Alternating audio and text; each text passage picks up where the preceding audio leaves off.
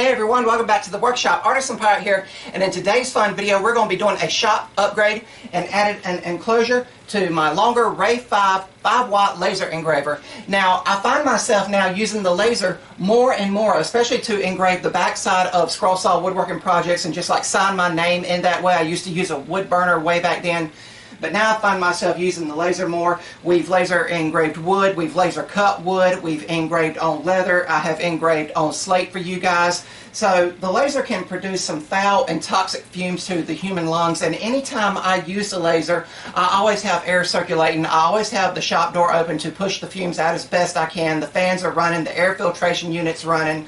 I've got a dust mask on. Of course, I've got my safety glasses on, and I have this little USB powered fan to push as many of the fumes as I can back toward the vent here that I installed that really sucks some of the fumes and smoke out. But I figured I needed to take it a step farther and go on with an enclosure since I'm using the laser more and more. Now I know I'm going to have to rearrange some stuff over here on this workbench, but over on Amazon we have picked up a laser engraver cover. It says it protects you from smoke and laser light, and there you see a picture of what it will look like. And this is one of those pop-up kinds. It's kind of like a pop-up tent.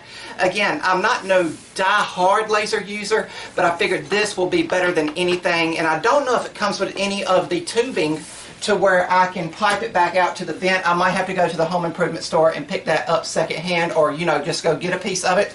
But really, really cool. I'm really excited to do this. And again, this came from Amazon, and I will not leave a link to where I picked this up because I've left links to Amazon stuff I've picked up before, and people have got back to me saying that link is expired or it's no longer available. Where can I go and find it now? So this is just a basic run-of-the-mill pop-up laser engraver cover. I think it was less than 60 bucks, but since everything is pretty much set up, I've got the table saw moved and the card table set up to where we can put this together. Let's move the camera and get started. And we will begin by unboxing everything and making sure all of the parts are accounted for. And I will let you guys know that the instructions left a lot to be desired in terms of their actual instruction use, but everything was labeled properly and I was able to identify everything. All of the little pipes here had stickers on them indicating what part they were, and I was able to quickly get this together in around 5 minutes.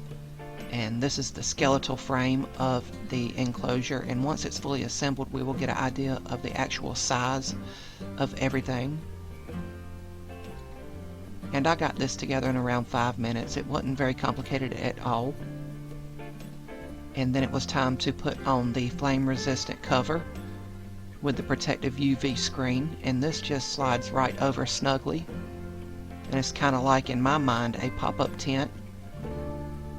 And that protective UV screen is going to be great to where I won't have to wear the UV glasses anymore while running the laser.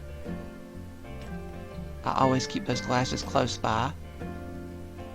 And now I will hook up the dust port, and again the instructions left a lot to be desired, but I figured out which way around it went and connected it with the 3 included bolts. And then it was time to move the Longer Ray5 laser for now. And I unhooked here the air assist and all the wires going to the laser and to the computer, so I could pick it and the spool board up off the table together and move it temporarily to the CNC table.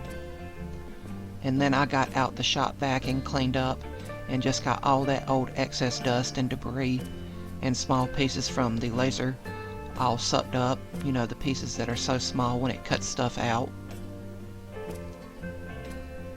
But then it was time to set the enclosure in its new home, and it fit perfectly. And I treated myself to a new MDF spool board, and I cut it to size off camera. The old one was getting ragged from just constant laser use, and this ensures that the laser is perfectly level. And then in went the Longer Ray5 laser, and I hooked up all the wires and everything off camera, the air assist again, as well as attached the light on the inside of the laser that was included.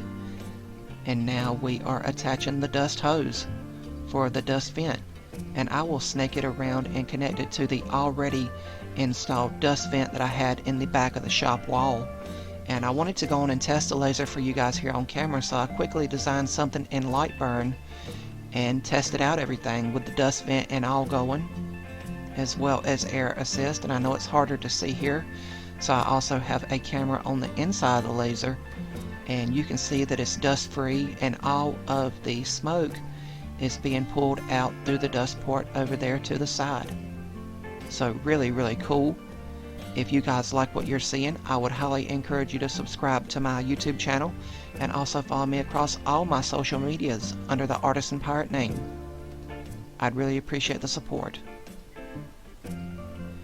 And when it gets done engraving, it will go into laser cutting, and I just put this in an oval, and we are cutting through 1/4 inch material. It's the same material I scroll saw with, so it takes several passes. But all those fumes and everything that I used to could smell are now non-existent thanks to the enclosure, and this upgrade has been a long time coming, and I wished I'd have done it a lot sooner. But after about 15 minutes we had our test piece, and we are ready to wrap up the video.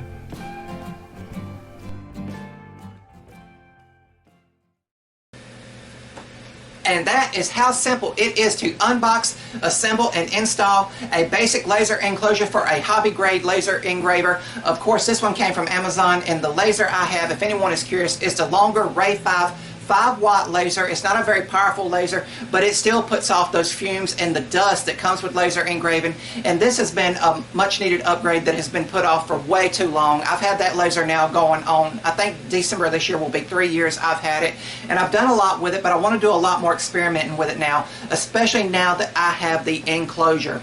We've done a short 20-minute project today on video just to test everything out to see how it worked.